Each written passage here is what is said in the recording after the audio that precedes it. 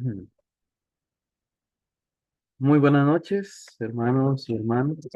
Estamos aquí una vez más con ustedes para seguir estudiando juntos. Como acostumbramos, pues sacar este tiempo de los lunes y martes en la noche para meditar, reflexionar, profundizar en el texto bíblico. Espero que, pues de verdad, como lo es para mí, estos espacios puedan ser de provecho, de edificación. Y pues también invitarles que si quieren compartirlo con otros hermanos, con otros creyentes que puedan sentirse edificados con esto, pues se puede hacer, ¿verdad? Tanto incluyéndolos aquí en el grupo de Facebook en el que compartimos esto, o también pues por ahí tenemos estas mismas clases en el canal de YouTube. Entonces, em, eso sería lo que más me honraría que ustedes pues compartieran con más hermanos esto que pues buscamos que sea de provecho para todos, ¿verdad? Muy bien, estamos en Primera de Pedro, capítulo 3. La semana pasada empezamos este capítulo 3 y pues recordemos que estamos en una sección práctica, aunque ya hemos visto que toda la carta de Pedro en realidad procura ser bastante práctica. Nos menciona la teoría, pero siempre ligándolo con la práctica. Y en este caso, pues estamos viendo cómo él hace un llamado a las esposas y a los esposos para que se evidencie lo que son en Cristo, lo que debería ser el estilo de vida normal, cotidiano de los creyentes cuando estando en Cristo. Eso es lo que va a marcar diferencia. También recordemos que pues justamente ese es el punto, ¿verdad? Eh, que realmente el ser creyente tiene que ser algo que se note, tiene que ser algo evidente.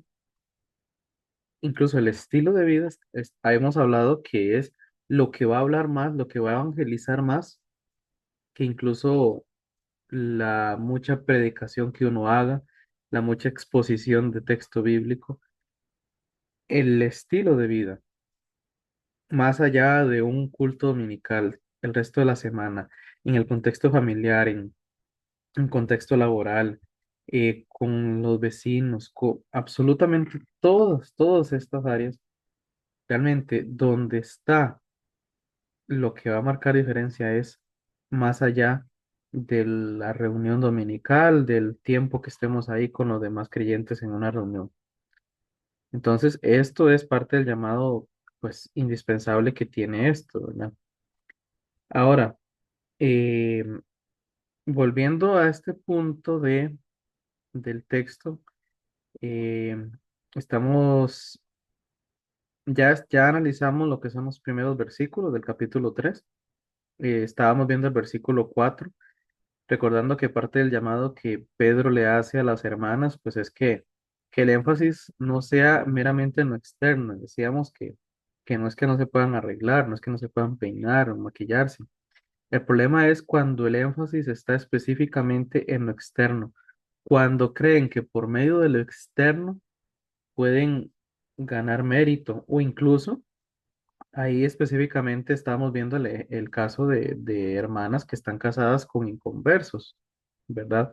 Entonces decíamos que más allá de que ellas se arreglen mucho, se hagan peinados ostentosos, anden joyas de oro, vestidos lujosos, lo que va a atraer a un cónyuge incrédulo es su estilo de vida, es lo que ellas demuestran desde adentro y que se evidencia.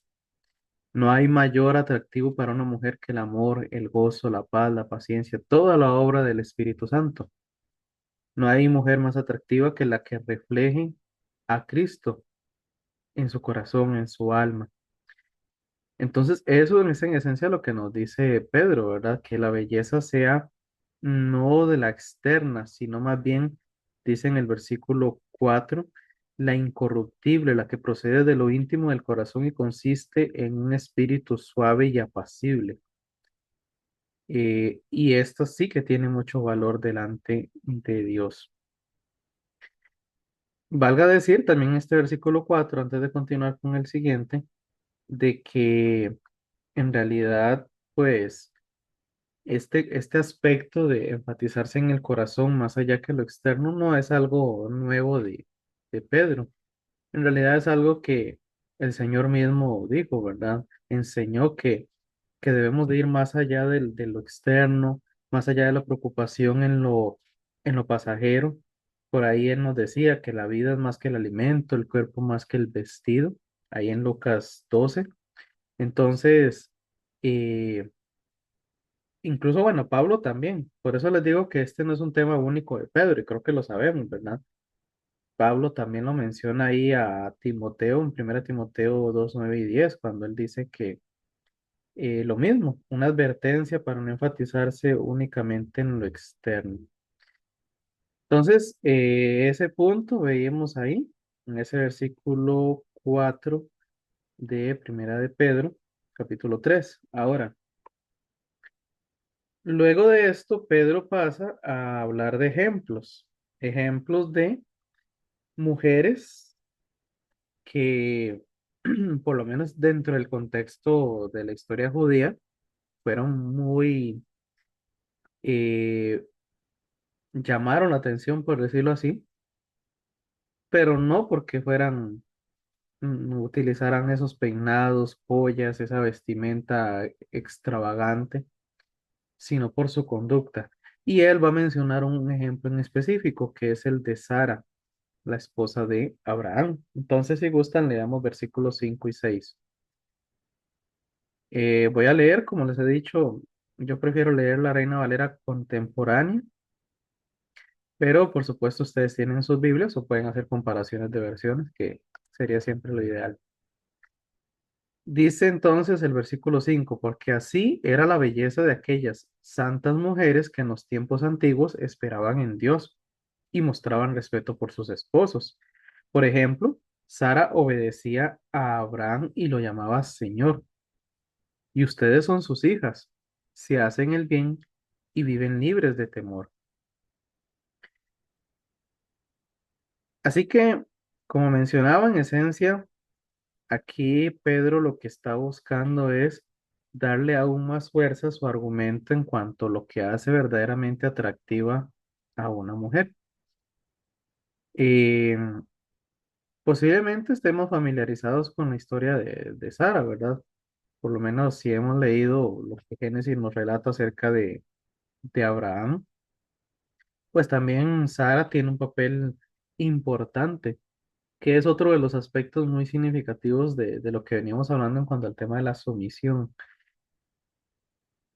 Sara no era, solo por ser esposa de Abraham, no significaba que fuera menos valiosa, no significaba que fuera de menos estima delante de Dios. No es que ella no tuviera voz y voto. Quizás incluso diríamos que, pues contextualmente así era. La mujer no gozaba de privilegios, no gozaba de derechos y sobre todo en la época patriarcal, pues la mujer debía someterse en todo ante, ante su esposo.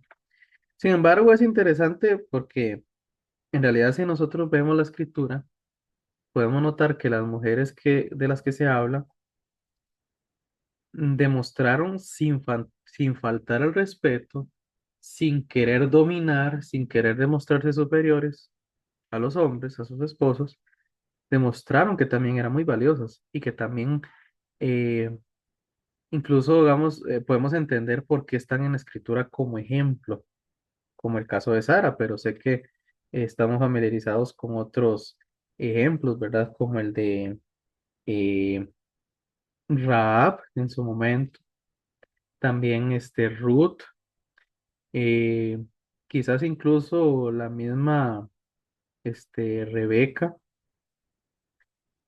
y así podríamos mencionar, ni qué decir de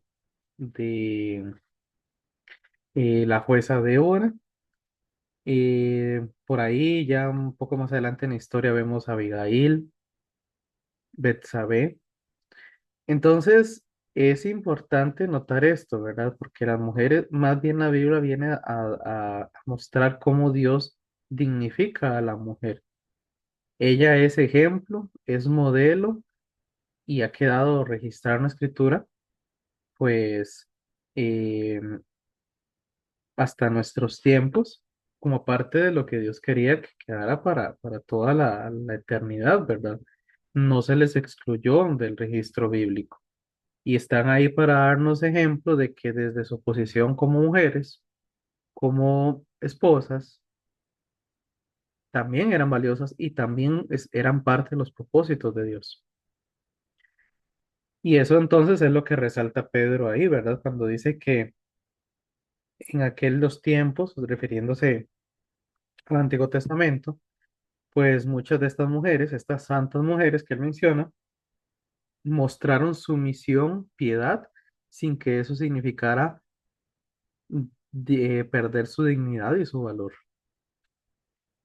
Y el atavío de ellas, recordemos que el punto aquí de Pedro es el atavío, el atavío de ellas, lo que las hizo, lo que las resaltó incluso en la escritura, el hecho de que Dios quisiera que ellos quedaran en la escritura, fue cómo ellas mostraron sujeción a sus maridos. De nuevo, no por el hecho en sí de que se sometieran y que se subordinaran y su personalidad quedara anulada, no, sino que ellas entendieron muy bien el rol que significaba ser ayuda idónea, ser un complemento, no sintiéndose menos que su marido, sino sabiendo que ellas tienen una posición y funciones diferentes, así como el hombre tiene funciones y tiene también responsabilidades diferentes, pero ambos trabajando en conjunto. Así que esto nos dice Pedro. eh, También un detalle importante es que vean cómo Pedro menciona, voy a compartirles aquí para resaltar esas dos frases que son muy importantes.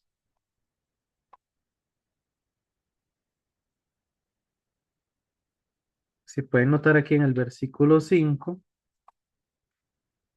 bueno, dice la belleza de aquellas santas mujeres en los tiempos antiguos. Estos son los dos detalles. Esperaban en Dios y mostraban respeto por sus esposos. Podría decir que la primera es la que deriva en la segunda. Estas santas mujeres mostraban respeto por sus esposos porque, en primer lugar, esperaban en Dios. Recuerdan que eso es lo que hablábamos también la semana pasada, ¿verdad? Eh, Cómo ellas van a ser reflejo para sus esposos de lo que ellas son delante de Dios. Como incluso recordando el tema de la sumisión, así como los siervos, los esclavos demostraban al respetar a sus amos terrenales, demostraban cuánto se sometían a su amo celestial, pues lo mismo con las esposas, ¿verdad? Como ellas, siendo que su esperanza, que su gozo, que su llenura, su contentamiento está en Dios, eso las capacitaba para mostrar respeto por sus esposos.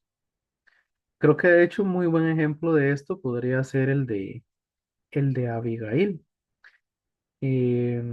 Vamos a verlo, creo que va a enriquecer más este punto si leemos esa parte del texto.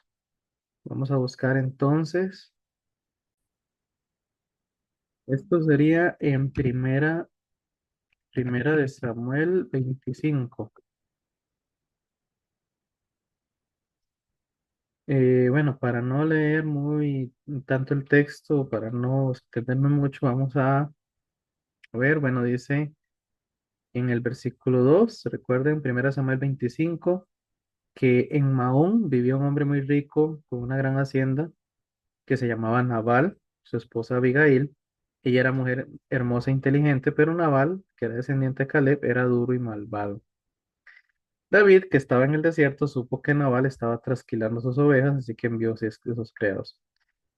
Para resumir aquí, pues básicamente Nabal le falta el respeto a David al no atender a sus pastores. También en un tiempo que David pues no era rey, pero sí, mientras estaba en el desierto, escondido de Saúl, había pues, se había armado, porque no fue él el que lo hizo, se había armado un ejército que lo apoyaba. Entonces, por ejemplo, aquí, cuando Nabal le responde a David, dice, ¿quién es David? ¿Quién es ese hijo de Jesé? Hoy en día hay muchos criados que huyen de sus amos. ¿Acaso voy a quitarle a mis esquiladores el pan, el agua y la carne para dar toda esa gente que ni sé dónde son? ¿No lo ven?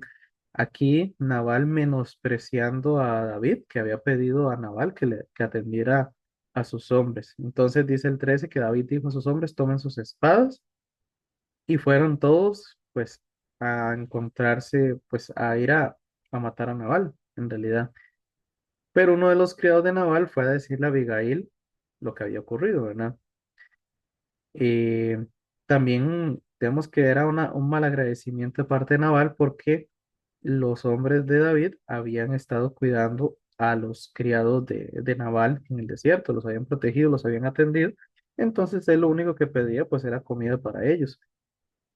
Aún así Nabal pues en su actitud arrogante eh, hace ese desaire a David y por eso David emprende el camino hacia a acabar con Nabal. Cuando Abigail se da cuenta, dice el versículo 18, se dio prisa, cargó en varios asnos, bueno, todo lo que pudo de comida, y luego le ordenó a los criados que se adelantaran, no le dijo nada a Nabal, fue en su asno, fue al encuentro de David y sus hombres. David venía refunfuñando, decía que en vano hemos cuidado todo lo que Nabal tiene en el desierto, que Dios castiga a nuestros enemigos y más aún.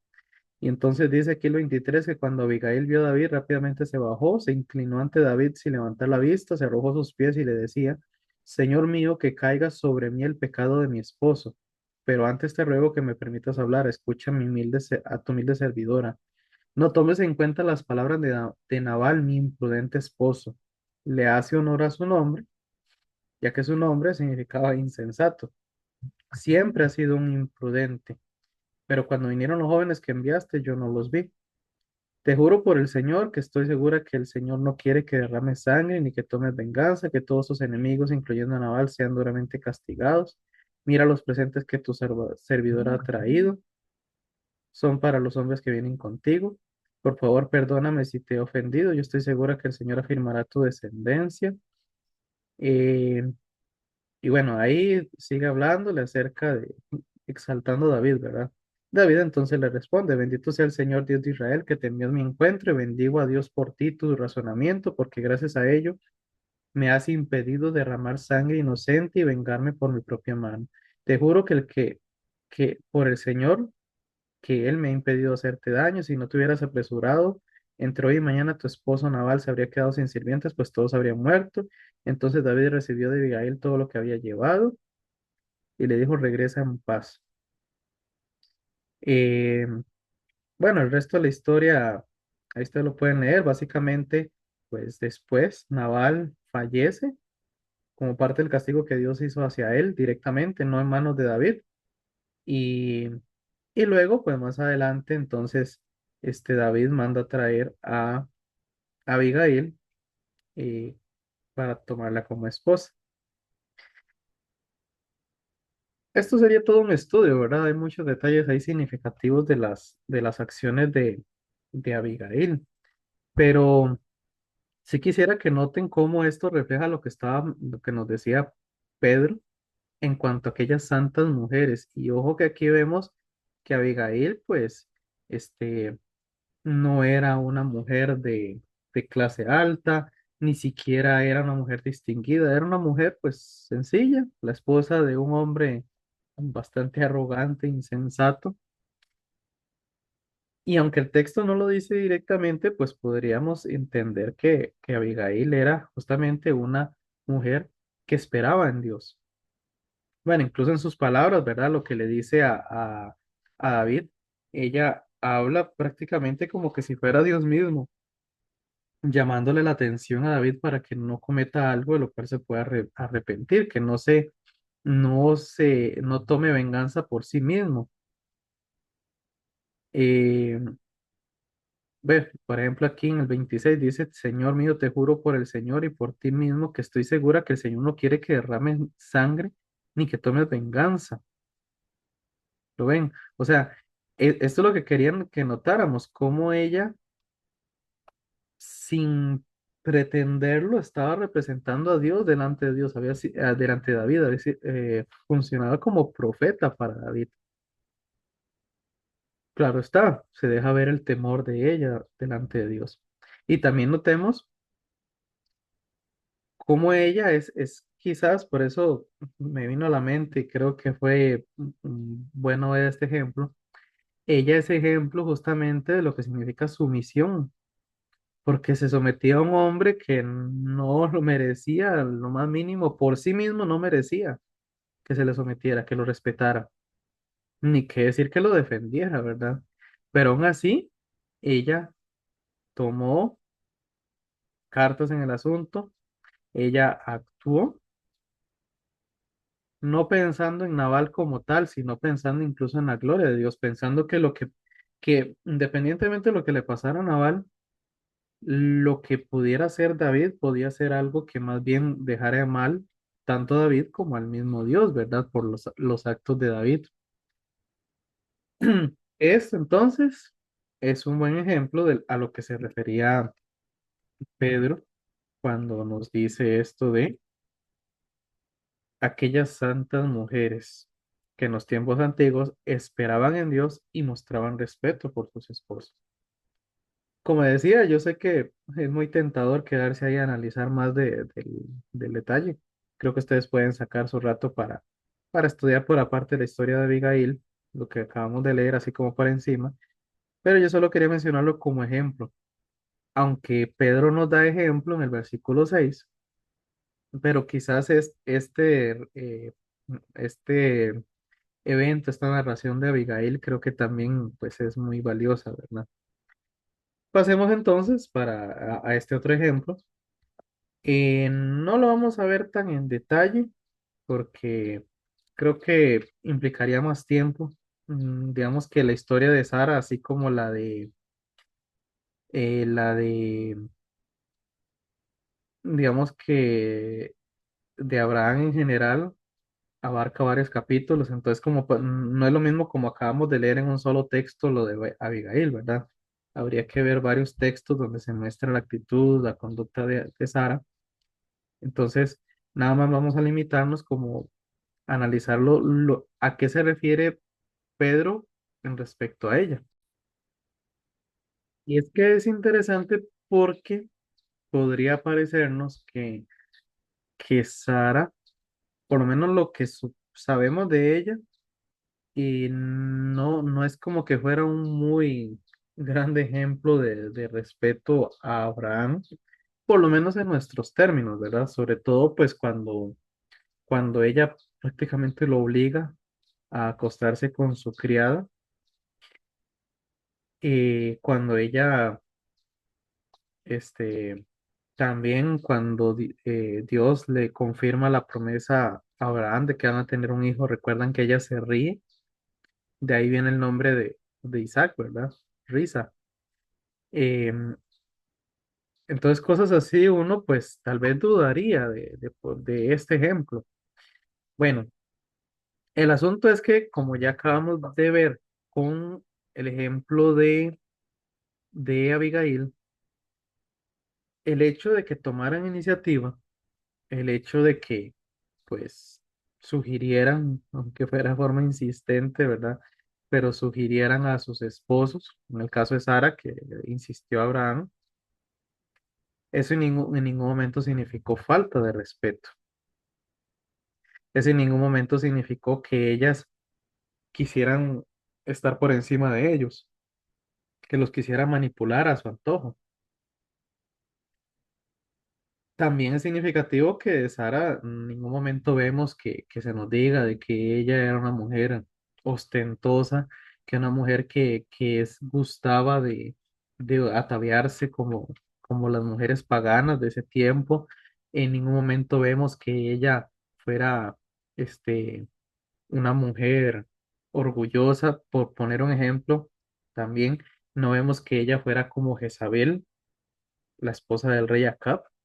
Posiblemente ustedes también conozcan esa historia, que esa sí era una mujer contraria totalmente al el ejemplo que menciona a Pedro aquí, ¿verdad? Más bien, prácticamente era ella la que gobernaba, utilizaba a su marido Acab como un títere, hacía lo que le daba la gana. Fue la que mandó a matar a Elías, de hecho. Entonces, de Sara no vemos eso. Tenía sus defectos de fe, como los tuvo Abraham, eso tampoco podemos decir que fue diferente. Abraham también tuvo dudas. Y Sara no le puso un cuchillo al cuello para que se acostara con Agar. Él cedió porque quizás él mismo también tenía sus dudas. Tal vez él decía, bueno, Dios me prometió un hijo, pero no me dijo de qué manera. Tal vez sea Dios hablándome a través de ella y pues lo aceptó.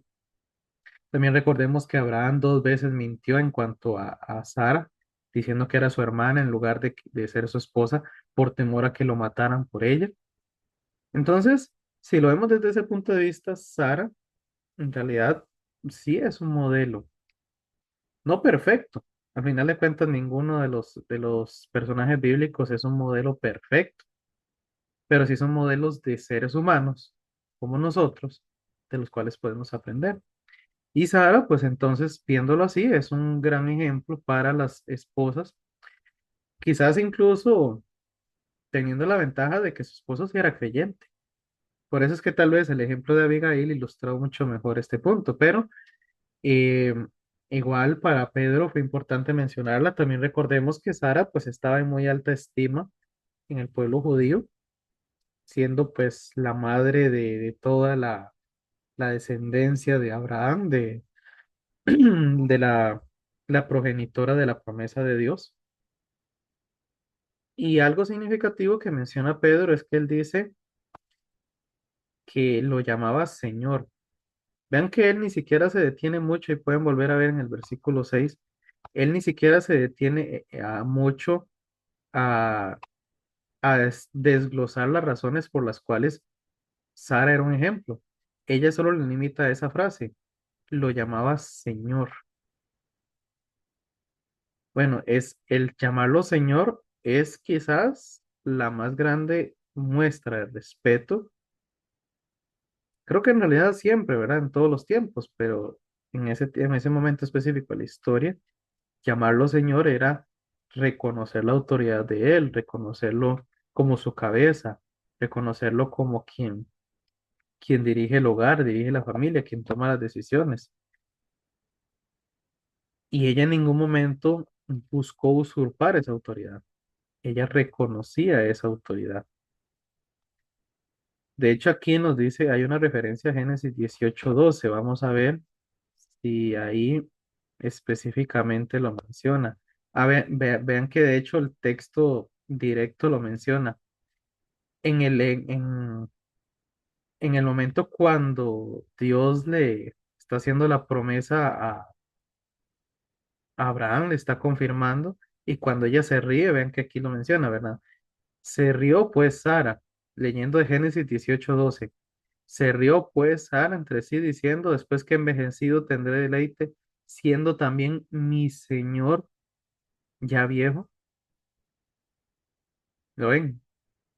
Incluso ahí es textual, es literal, que efectivamente ella le llamaba señor a Abraham y era su forma de reconocer la autoridad.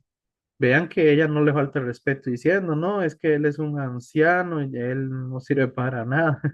¿Verdad? Frases que quizás hoy en día se escucharían decir, ¿no? Porque ella lo respetaba.